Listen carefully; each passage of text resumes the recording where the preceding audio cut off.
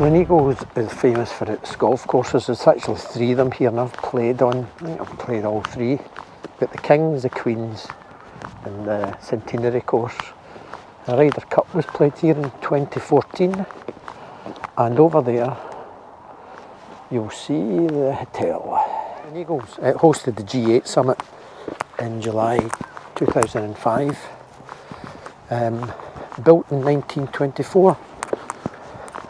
I've also dined in here at the Andrew Fairley restaurant, and it was exquisite.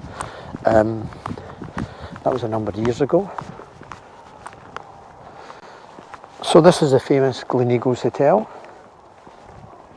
I think the Caledonian Railway Company built it, and built the golf club as well. The hotel itself is set in an estate of 850 acres. 252 luxury bedrooms and 9 restaurants. There we have Gleneagles, one of Scotland's top, I don't know, 5-star hotels. Never stayed in there, but have played golf and eaten in the restaurant, Andrew Fairley restaurant, which was highly recommended. Now, isn't that a wonderful sight?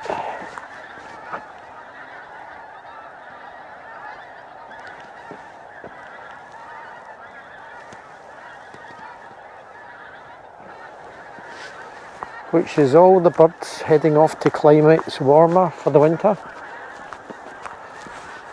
I think the geese actually.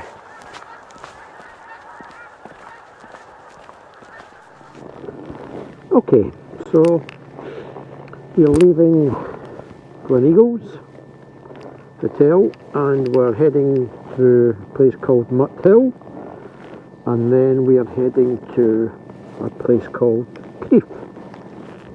So here we go.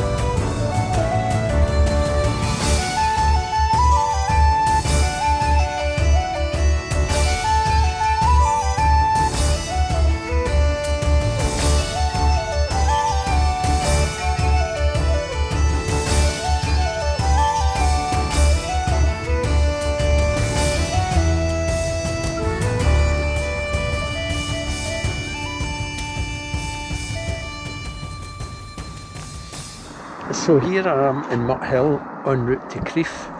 What can I tell you about Mutt Hill? Well, it was once a very important religious centre. It gets destroyed by the Jacobites and their retreat from Sherrifmuir, and get rebuilt again as part of General Wade's military roads. And it's another tick on the box to completing my Heart 200. We're now in the ruins of a 15th century church in Mutt Hill, which is, as you can see, still pretty well preserved. given the and graveyard.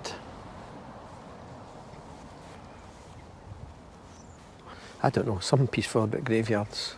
Can't say I'm a fan staying in them at night, but there's something extremely peaceful about the final resting place of certain people. Mutt Hill used to be a very important religious centre, and maybe that's why maybe this was built. But, well, still a fair bit of that standing.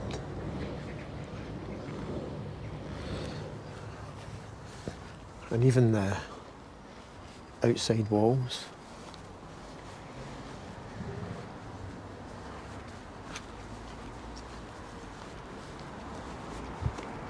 are still in pretty good nick. Now behind me is an 11th century bell tower. Now that's pretty damn good to be standing that length of time. You've got to give them credit. They knew how to build things in those days. Maybe just home to a few crows now. They say that's the only visible reminder of the ancient village. Again, village largely destroyed in the Jacobite Rising 1715 to 16 by the Jacobites' troops who were retreating from the defeat at Sherrifmuir. It seemed to be a bit like the Second World War, where the Germans destroyed everything in their path as they were retreating. The same thing seems to be happening with the Jacobites. I think they did exactly the same as well. It was rebuilt in the 1740s to what you see now. So yeah, they obviously couldn't find all the bits of the Lego to build the whole thing, but they got most of it, which, you know, given the fact that it was probably broken down pretty well, you got to give them a fair credit for that.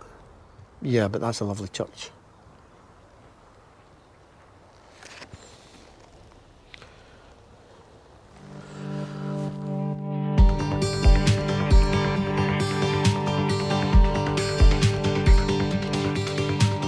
Where there's sunshine, there is rain. Where there are faces, there is pain. Lift the sky, go further, push to the edge. We know how to be a hot mess. We know how to be a hot mess, hot mess. All the places we have crashed. And we know how to run these trays. We know how to be a mess.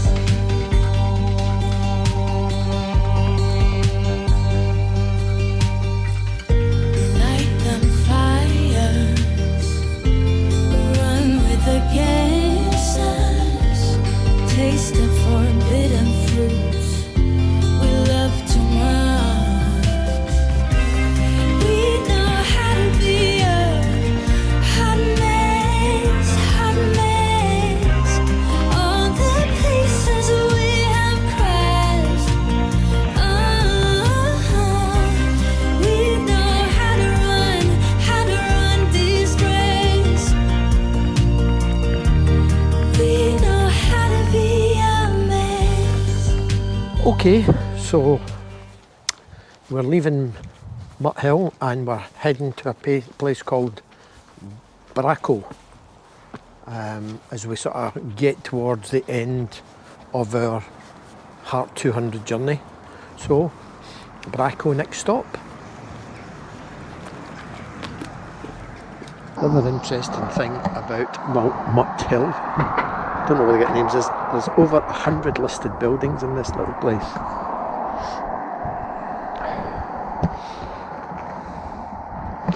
Maybe not in all this, maybe not in this street, but yeah, there is. Anyway, onwards to Crieff.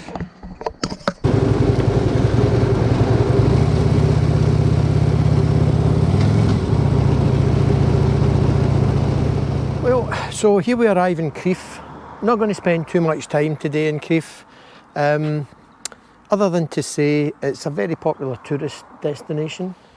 It's the home of the Caithness Glass Visitor Centre, where they make all the fancy paperweights and glass vases, etc, etc. And there is the famous grouse experience, which is Scottish whisky at the Glenturret distillery, to be seen if you wish to go there. And Crieff was burned by the Jacobites when they returned from the Battle of Sherrifmuir in 1716. Seen a number of places that have been burned down here by the Jacobites and people like that. I just don't know why. Understand why there's so much still standing nowadays. With all these places being burnt down, obviously there's been a lot of rebuilding since those nasty Jacobites were fighting the English army up here. And the 19th century saw Crieff become a very popular place, a visitor attraction, with people visiting the Highlands, picked up very much in popularity then. So let us head to Comrie now, and it's an interesting little fact about that place, so we'll head off there now. We're now in a little village called Comrie. There's an interesting fact which I'd like to share with you about that, so let's just walk through the village and I'll do that. A couple of interesting facts about Comrie is, firstly, it's a historic conservation village, and secondly, because it lies in the Highland boundary fault, it has more earth tremors than any other place in the UK. And not only does it experience more earth tremors, they're of a higher intensity than anywhere else. I think I'd be better moving on here before something serious happens. On now to a wee place called Braco. Now, and we're in a place called Braco, en route to Sherrifmuir, which is just behind Dunblane. Not a lot to see in Braco, other than a monument to all that fell in the Great War and also the Second World War. So let's not hang about, and we'll head over now to Sherrifmuir and then on towards Dunblane. A couple of things to see in Sherrifmuir. Funnily enough, one of them related to the Second World War, so let's head over there now. Okay, so we're up in a place just outside Dunblane called Sherrifmuir, and there is a World War II relic up here which is well worth seeing. It's called the Atlantic Wall, and it was built during the Second World War to train Allied airmen in getting ready for the invasion of Europe again. And that is it over there.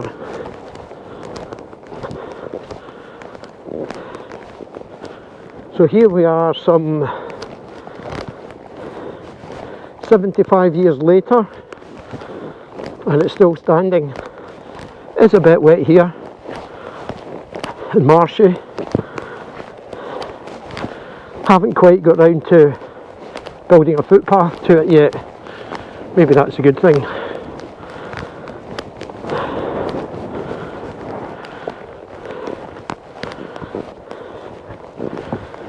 So behind me is a structure built in World War II called the North Atlantic Wall, which was used by Allied airmen as practice for the Normandy landings.